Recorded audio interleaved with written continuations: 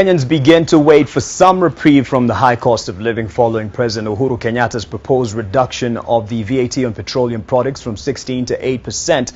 One head of a parastatal says that for Kenya to industrialize, citizens ought to shoulder a higher tax burden. Here's Alex Mwangi with more on what the chief executive of the Export Promotion Council had to say on the matter, as well as a partnership that EPC is forging with Afreximbank to promote intra-African trade.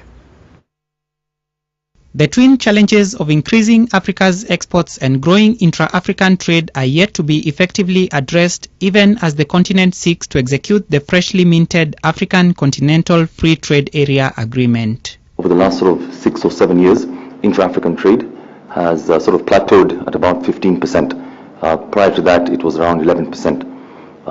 If you take that with peer comparisons, looking at Asia, looking at Europe, where their inter-regional trade sits at between 50 to 60%. So you can see the quantum that is required for us to actually move our intra-African trade on the continent. The African Continental Free Trade Area, which has a population or market potential of about 1.3 billion people. This is like China, actually.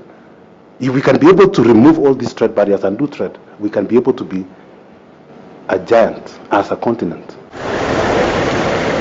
Kenya, on her part, has continued to accumulate debt in order to grow her economy, with the National Treasury maintaining that the country is still miles away from debt distress, a position which some economists strongly dispute. Concern about the debt situation is now coming from within the government as well. What we just need to do is to manage the debt GDP ratio. According to Biwott, there is no pain without gain as far as Kenya's journey towards industrialization is concerned.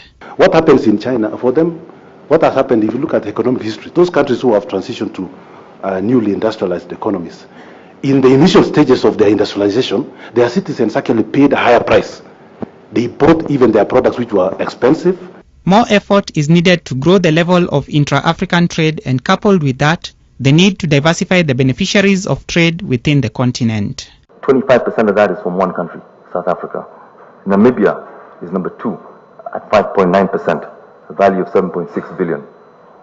You then get to Nigeria. Now, Nigeria is interesting because when you strip out oil, Nigeria drops from 5.9 to 1.7% because they do a lot of their export, intra-Africa trade export is actually oil to South Africa.